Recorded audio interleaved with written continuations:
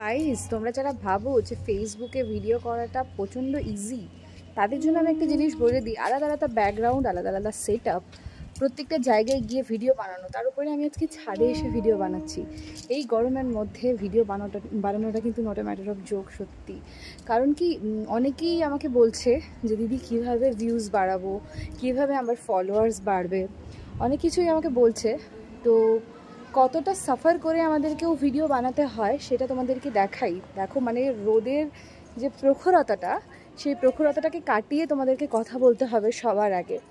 Second, চারিদিক থেকে ব্যাকগ্রাউন্ডের যে ভয়েস আসতে থাকে, ব্যাকগ্রাউন্ড মিউজিক দিয়ে যতটা না কভার আপ করা যায়, তার থেকেও বেশি কী বলতো, কনসেন্ট্রেশনটা ভীষণভাবে নষ্ট হয়ে যেতে থাকে। যে আমি একটা কথা বলছি, কথার মধ্যে বারবার ইন্টারাপ্ট, বারবার যে প্রবলেমটা সাফার করতে হয়, সিরিয়াসলি তোমরা ভাবতে পারবে না যে কতটা জিনিস সাফার করে তারপরে আমরা একটা ভিডিও বানাই।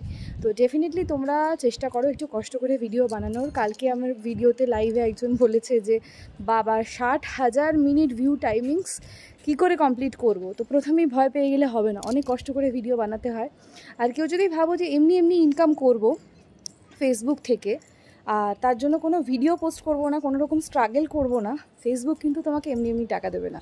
ফেসবুককে তোমাকে অনেক বেশি টাইম দিতে হবে, তবেই গিয়ে ফেসবুক তোমাকেও একটা প্ল্যাটফর্ম তৈরি করে দেবে।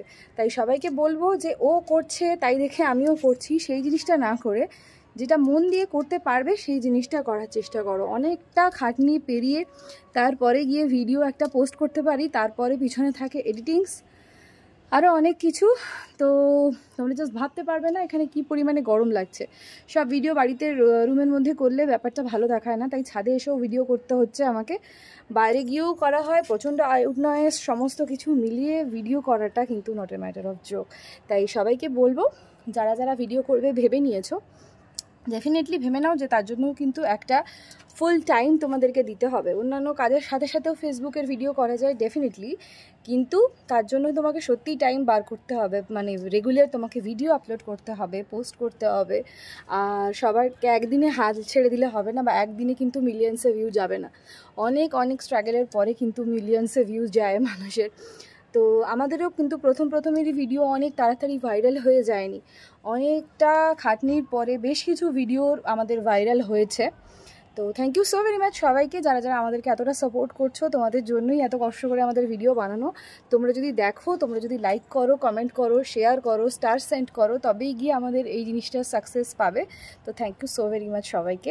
আর যারা যারা নতুন বিগিনার রয়েছে তাদের জন্য বলি যে ডেফিনেটলি ভালোভাবে চেষ্টা করো, ভালোভাবে সুন্দর করে ভিডিও করার, পোস্ট করার, অবশ্যই সবাই সাপোর্ট পাবে।